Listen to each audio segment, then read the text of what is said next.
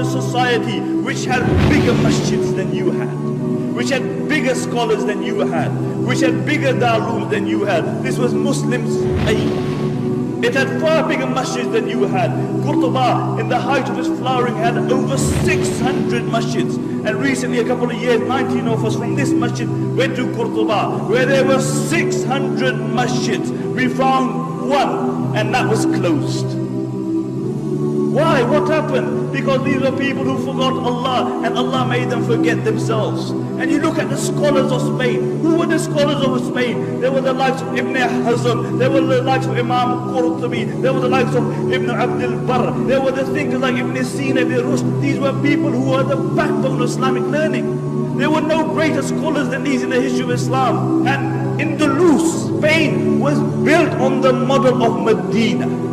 And as long as their focus remained on Medina, they flourished. But when their focus turned toward the dunya, then that same progressive society sank. Because the Muslims were not created for the dunya.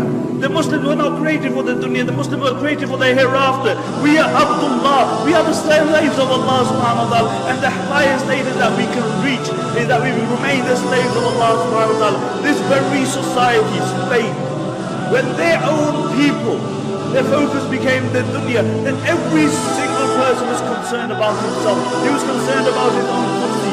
And the narrations mention that the rulers of Spain, what they would do, that the Muslims would actually make treaties with the Christians, and they would fight against their own Muslims.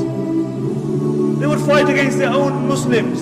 And really these were the Abu Righals of that time. And throughout history you will find Abu Righal. Abu Righal was a man who lived in Taif. And when Abraha, the Yemeni Christian governor, came to destroy the Kaaba, Abu Righal told him, look, I'll show you where the Kaaba is as long as you give me a few pounds. So Abraha agreed. When Abu Righal reached the outskirts of Makkah, he died. And what the Arabs would do, they would pelt his grave with stones, because he was a man who was ready to sell his religion and his people for $1 and a dime. And until today, the Arabs say, if they see a person of a deceptive nature, they say, Huwa Abu Righal. And these were the Abu Righals of that time. And one place after the other fell in Muslim Spain. One place after the other. Until there was only one place left, and that was Granada. And Granada fell 50 years after the rest of Spain.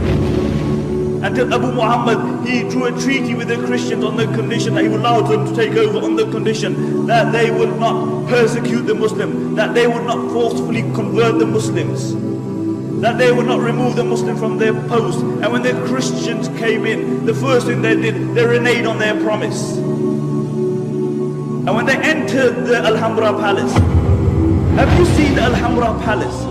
Wallahi, when you look at the Alhambra Palace, the eyes marvel at the architecture and artistry.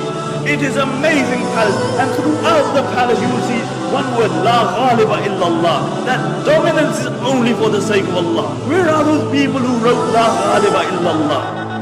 Where are those people? See, La Ghaliba, the engraving remained on the walls, but the reality of it was removed from the hearts. And the reality is that the Alhambra Palace, to a great degree, encompasses the decline of the Muslim Ummah, whilst the mud hut in which Umar ibn Khattab radiallahu anh lived embodies the spirit of Islam. And really, when these Christians, they walked into the Alhambra, they found the highest place that they could find, and they erected a crucifix there. And when Abu Muhammad saw this, he began to cry.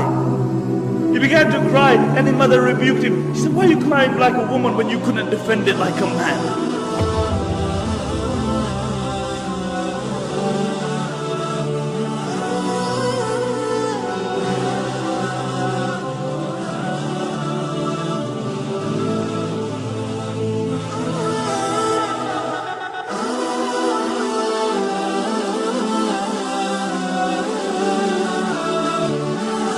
Our state today, really, we whinge about everything. We blame everybody else besides ourselves. We blame the Christians, we blame the Jews, we blame everybody else.